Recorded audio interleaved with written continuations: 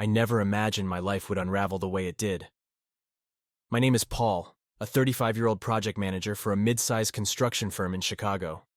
My wife Jessica and I have been married for 8 years, and we've got 2 beautiful kids, Emily, who just turned 7, and our little man Liam, who's 4.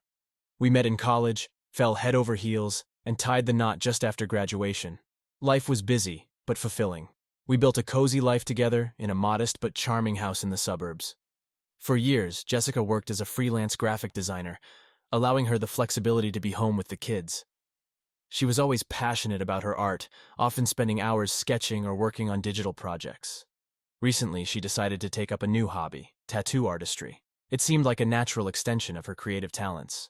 She started an apprenticeship at a local tattoo parlor, learning the ropes and practicing on willing friends. I was proud of her for chasing her dreams, even if it meant longer hours and less time at home. But about 6 months ago, I started noticing changes in Jessica. Subtle at first, but unsettling. She seemed distant, often lost in thought or glued to her phone. She'd come home late from the parlor, smelling faintly of cigarettes, and something else I couldn't quite place. Our conversations dwindled to mundane exchanges about the kids or her work. Intimacy, once the bedrock of our relationship, had become almost non-existent. Whenever I tried to initiate, she would brush me off, claiming she was too tired or stressed. Despite my growing concerns, I convinced myself it was just a rough patch. Every couple goes through them, right? I immersed myself in work and the kids, hoping things would eventually get back to normal. Jessica assured me she was just overwhelmed with learning the new trade, and I wanted to believe her. But deep down I felt a nagging doubt that something was terribly wrong. One evening, while Jessica was out at the parlor, I found myself scrolling through her Instagram page. Her feed was filled with beautiful images of her artwork, selfies with her colleagues, and candid shots of her at the shop. But one photo caught my eye. It was a close-up of a tattoo she had done, a delicate, intricate design of a phoenix rising from ashes. In the background, barely noticeable, was a man I didn't recognize. He was tall, heavily tattooed, and had an intense gaze fixed on Jessica. The caption read, "New beginnings. #tattoo life, #art, #transformation." A pit formed in my stomach as I stared at the image. Who was this guy? And why did he look at my wife like that? I brushed it off, telling myself it was nothing, just a coworker admiring her work. But the seed of doubt had been planted, and it was only a matter of time before it sprouted into something undeniable. The doubts gnawed at me. I tried to shake them off, but they lingered, haunting my thoughts. Jessica's behavior grew increasingly erratic. She was more secretive, always guarding her phone and becoming defensive if I asked about her day. I told myself I was just being paranoid, but the uneasy feeling wouldn't go away. One Friday evening, Jessica announced she would be staying late at the tattoo parlor to work on a special project. She assured me it was important for her apprenticeship and that she needed to prove herself to the head artist, a guy named Damon. Damon. The name alone set off alarms in my head. He was the man in the Instagram photo, the one with the intense gaze.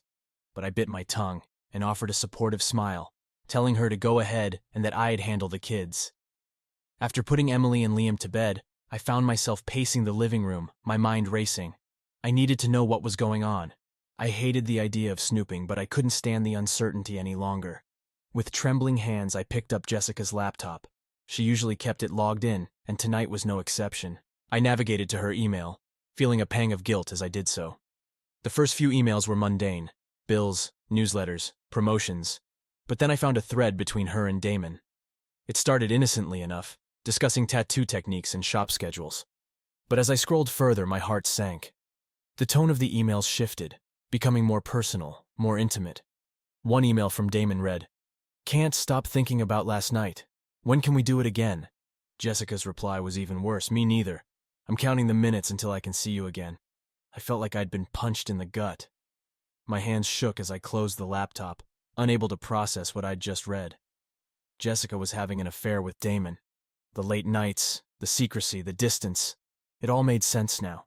My mind flooded with memories of our life together, our wedding day, the birth of our children, all tainted by this betrayal. I needed proof, something concrete. My mind was a whirlwind of emotions: anger, disbelief, hurt. I remembered Jessica always left her phone on the kitchen counter to charge at night. I waited until she came home, acting as normal as possible, though my insides were churning. She seemed distracted, barely acknowledging me before heading to bed. When I was sure she was asleep, I crept downstairs and picked up her phone. My hands were sweaty, my heart pounding. The phone was locked, but I knew her passcode. My fingers hovered over the screen for a moment before I punched it in. The screen lit up, revealing a flurry of notifications. I opened her messages, and there it was, a long thread with Damon. Explicit texts, photos, and plans for their next rendezvous. I read through them, each message a dagger to my heart. They had been seeing each other for months, sneaking around behind my back while I took care of our kids, our home. The betrayal cut deep. One particular message stood out. It was from Damon. "Can't wait to see you tomorrow night. I booked us a room at the Red Maple Inn. I'll pick you up at 9. Jessica's response was enthusiastic, full of anticipation. They had plans to meet the next night. The thought of confronting her right then crossed my mind, but I knew it would lead to a blowout. I needed to be calm, to think this through. I put her phone back on the counter and headed to our bedroom. The place where we had shared so many intimate moments now felt like a lie. Jessica was fast asleep, oblivious to the storm brewing inside me. I lay down beside her, staring at the ceiling, my mind racing with plans and possibilities. Tomorrow, I'd have my answers. Tomorrow, I'd confront her and get the truth. And then, I would decide what to do next. The next day was a blur of routine and forced normalcy. I got the kids ready for school, made breakfast, and pretended everything was fine. Jessica seemed preoccupied, her mind clearly elsewhere, but she played her part as well. We exchanged the usual morning pleasantries, but there was an undercurrent of tension, at least on my end. I watched her closely, every gesture and glance confirming my suspicions. I spent the day at work in a haze, unable to focus on anything but the impending confrontation. I knew what I had to do, but it didn't make it any easier.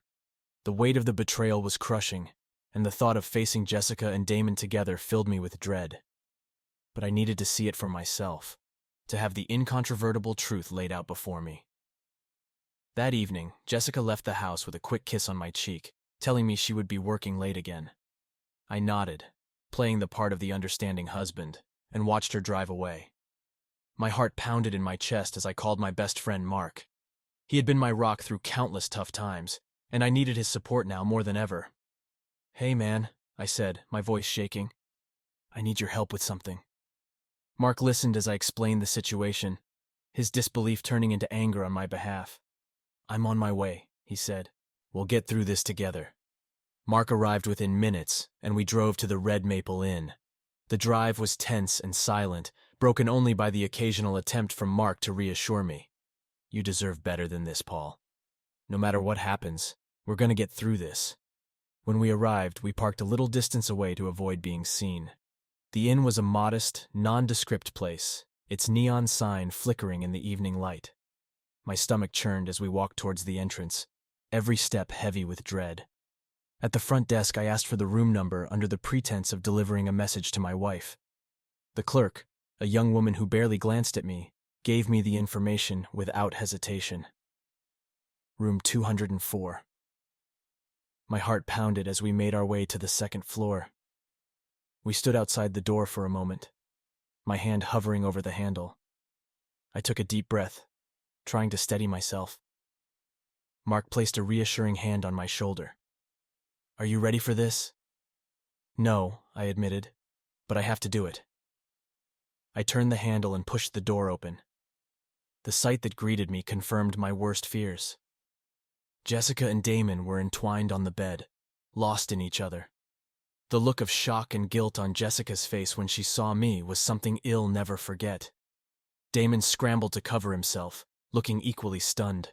"What the hell, Paul?" Jessica shouted, her voice trembling. I stepped into the room, my anger bubbling to the surface. "Don't you dare Paul me! I've seen the messages! I know everything!" She tried to speak, but I cut her off. "How long, Jessica?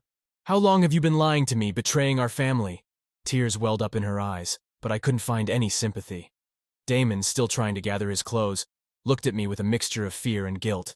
"This isn't what it looks like," he stammered. "Save it," I snapped. "I know exactly what this is. I know you've been seeing each other for months, sneaking around behind my back. Do you have any idea what you've done to me?" "To our kids?" Jessica broke down sobbing. "I'm sorry, Paul. I never meant for it to go this far. I felt so lost, so disconnected. Damon made me feel alive again."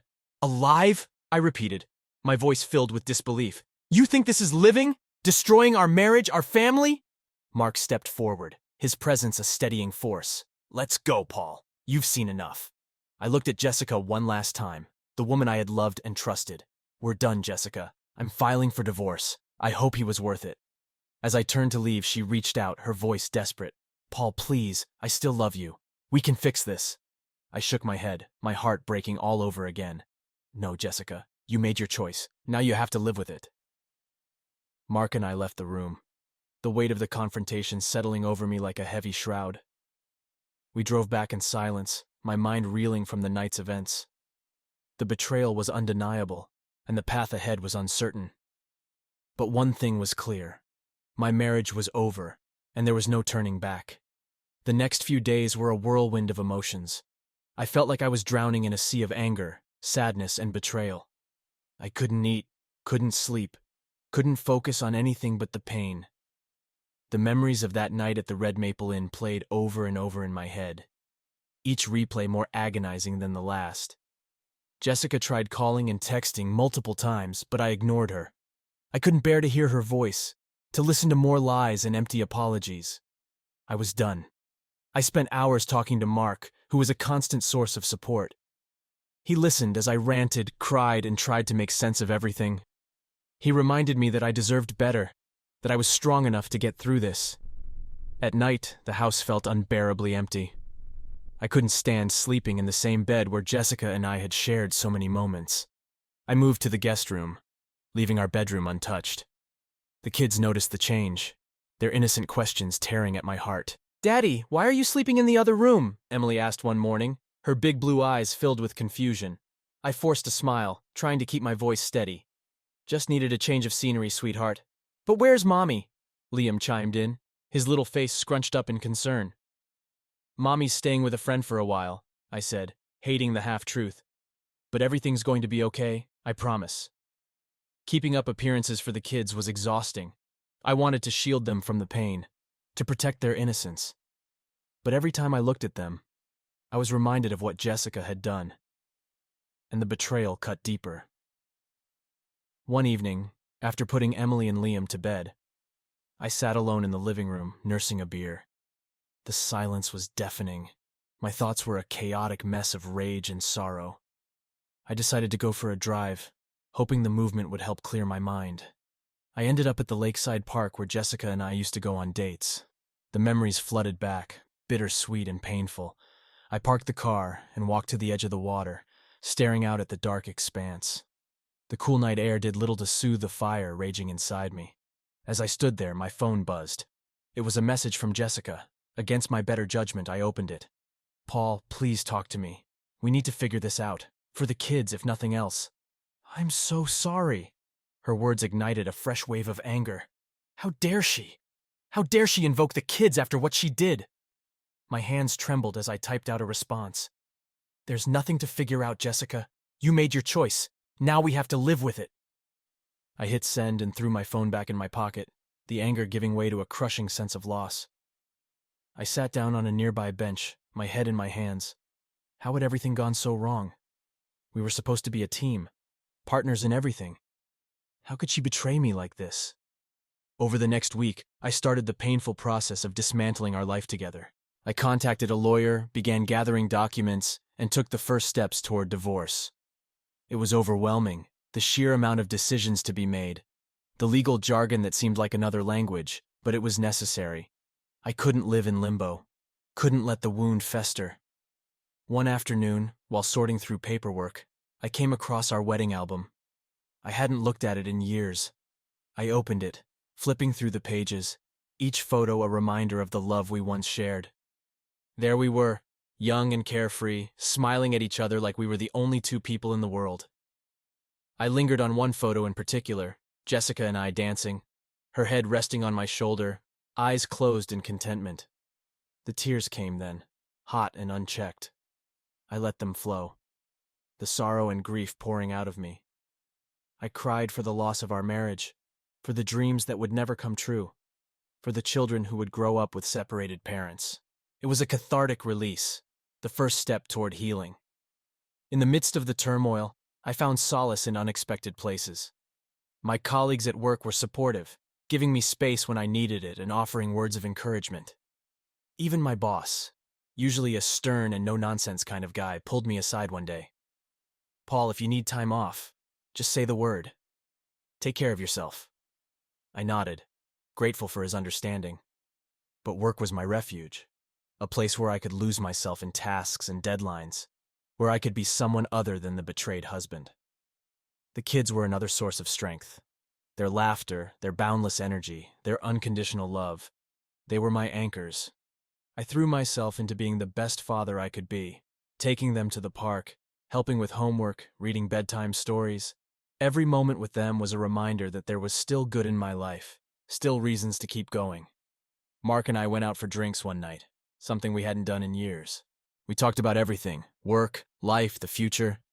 I told him about the divorce, my plans to move forward. He listened, offering advice and support, reminding me that I wasn't alone. "You're stronger than you think, Paul," he said, clinking his glass against mine. "You'll get through this." I wanted to believe him. I wanted to think that I could rebuild, that I could find happiness again. But the road ahead was daunting, filled with uncertainties and fears. The thought of dating, of trusting someone new, was terrifying. I couldn't even fathom it. Yet, amidst the darkness, there were glimmers of hope, small moments of peace, of clarity. I clung to those moments, using them to fuel my resolve. I would get through this. I would come out the other side stronger, wiser, and more resilient. As the days turned into weeks, I began to see the light at the end of the tunnel. The pain was still there, but it was no longer all-consuming. I was learning to live with it, to move forward one step at a time. And in those quiet moments, when the kids were asleep and the house was still, I found a fragile sense of peace. I didn't know what the future held, but I was ready to face it. One day at a time, one step at a time, I would rebuild my life. And maybe, just maybe, I would find happiness again. As the weeks went by, I found myself fluctuating between sorrow and anger. The betrayal was still raw, and each reminder of Jessica's affair stoked the flames of my fury. I knew I needed to channel that anger into something productive, something that would help me regain control of my life. One evening, as I sat in the quiet of the guest room, an idea began to form. It was born out of the need for closure, for justice. Jessica had ripped apart our life, our family. She had to face the consequences of her actions. I wasn't going to let her walk away unscathed, thinking she could just move on without repercussions. I started by gathering all the evidence of her affair, the explicit texts, the photos, the emails, all of it. I meticulously organized them into a file, ensuring I had a comprehensive record of her betrayal. I knew this would be crucial, not just for my peace of mind, but for the impending divorce proceedings. With Mark's help, I devised a plan. Jessica had a significant presence on social media, showcasing her work as a tattoo artist and her personal life. It was a platform she cherished, a place where she portrayed herself as a dedicated professional and loving mother. I decided to use it to expose the truth. I created an anonymous account and began posting the evidence of her affair. I didn't embellish or add any commentary. I let the messages and photos speak for themselves. The posts quickly gained traction, drawing the attention of her followers, friends, and even her family. The pristine image she had cultivated began to crumble as people saw the reality of her actions. The backlash was immediate and fierce. Friends and colleagues expressed their shock and disappointment, condemning her for betraying her family. Her clients started canceling appointments, unwilling to associate with someone who had caused so much pain. Jessica's carefully constructed world was falling apart, and there was nothing she could do to stop it. She called me in a panic, her voice frantic and tearful. "Paul, what's happening? Why are people turning against me? Did you do this?" I remained calm, my anger simmering beneath the surface. "You brought this on yourself, Jessica. Actions have consequences. Maybe next time you'll think twice before betraying the people who love you. But the kids, Paul. Think about the kids. They don't deserve this. You're right, they don't. But they also don't deserve a mother who lies and cheats. This is your mess, Jessica. You clean it up. I hung up, feeling a grim satisfaction. It wasn't just about revenge. It was about holding her accountable for her actions. She had hurt me deeply, but she had also hurt our children. She needed to understand the gravity of what she had done. Next, I turned my attention to Damon. He had played an equal part in this affair, and he too would face the consequences. I discovered he was married, with a young daughter. The hypocrisy of it all made my blood boil. He had jeopardized not only my family, but his own as well. I contacted Damon's wife, Ashley, through a carefully crafted message. I included the evidence of the affair, along with a heartfelt note explaining my situation. I didn't want to hurt her, but she deserved to know the truth about the man she was married to. A few days later, I received a reply from Ashley. She was devastated and thanked me for telling her. She had suspected something was off, but had never imagined the extent of Damon's betrayal. She promised to take action and assured me that Damon would face the consequences of his actions at home. In the meantime, I continued to focus on the legal aspects of the divorce. My lawyer was relentless, ensuring that I would get a fair settlement and custody arrangement. Jessica's infidelity worked in my favor, and it was likely she would end up with minimal support and limited visitation rights. It was harsh, but it was necessary to protect my children and ensure they had a stable, loving environment. Despite everything, I knew I couldn't let revenge consume me. It was a means to an end, a way to regain control and hold Jessica accountable. But I had to focus on rebuilding my life and moving forward. I couldn't let her actions define me or my future.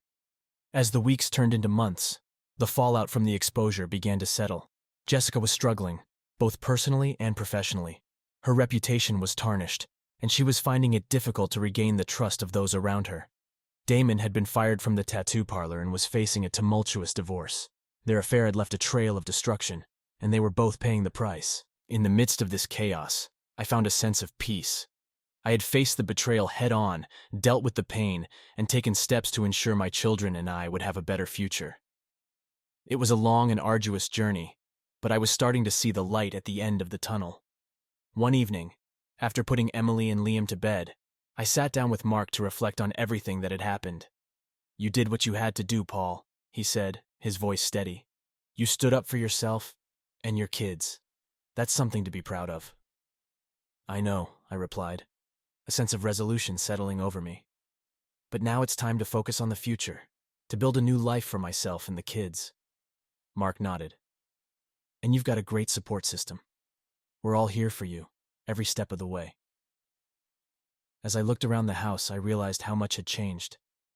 The painful memories would always be there, but they were starting to fade, replaced by new experiences and a renewed sense of purpose. I was stronger than I had ever been, and I was ready to face whatever challenges lay ahead. The revenge had been a necessary step, a way to confront the betrayal and hold Jessica and Damon accountable. But it was not the end.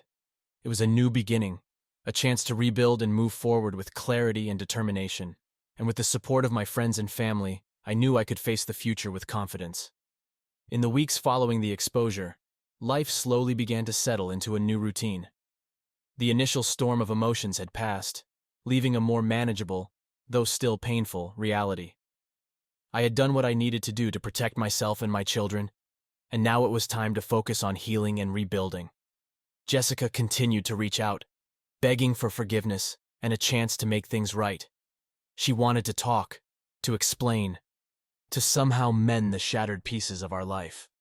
But I knew there was no going back. The trust had been irreparably broken, and the damage done to our relationship was too great to repair.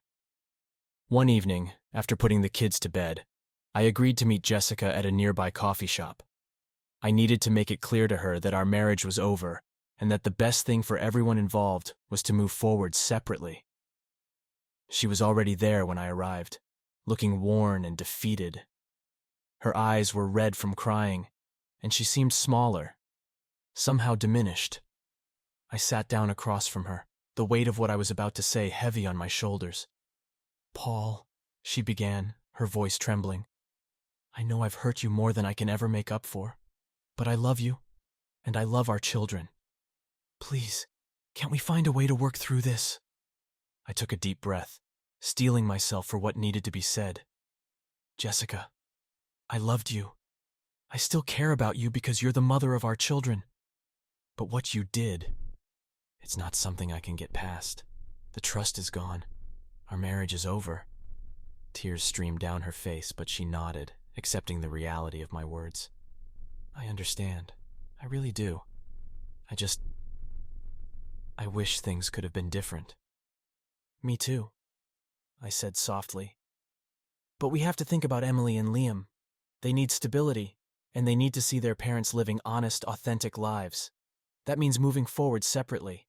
We talked about practical matters, custody arrangements, visitation schedules, the division of assets. It was a difficult conversation, but it was necessary. We both agreed that the children would stay primarily with me, with Jessica having visitation rights. She would move out of the house and find a place nearby to make the transition easier for the kids. As I drove home, a sense of finality washed over me. This was the end of one chapter and the beginning of another. It was painful, but it was also a relief to have made a clear decision, to have a path forward. The next few weeks were a blur of logistics and adjustments. Jessica moved out, and I began to reorganize the house, making it a space that reflected my new reality. I repainted the bedroom, changed the furniture, and removed all traces of our shared life. It was cathartic, a way to reclaim my environment and make it my own. The kids adapted to the new arrangements surprisingly well. They missed their mother, of course, but I made sure to keep their routines as consistent as possible. Jessica and I worked hard to co-parent amicably, putting aside our differences for the sake of Emily and Liam. It wasn't always easy, but it was necessary. In the midst of all this, I focused on self-care.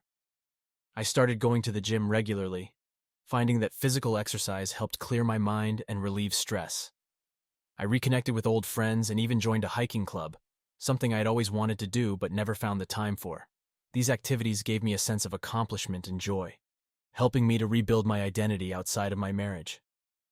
One weekend, I took the kids on a camping trip, something we had never done before. We spent the days hiking, fishing, and exploring, and the nights around the campfire, roasting marshmallows and telling stories. It was a bonding experience, a way to show them that life could still be filled with adventure and happiness, even after everything that had happened. During this time, I also began to explore the idea of dating again. It was a daunting prospect, and I took it slow, not wanting to rush into anything. I joined a couple of dating apps, more out of curiosity than anything else, and started chatting with a few women. It felt strange at first, but also exciting, a reminder that there was still a world of possibilities out there. Through the dating apps, I met Karen, a kind and understanding woman who had gone through a similar experience.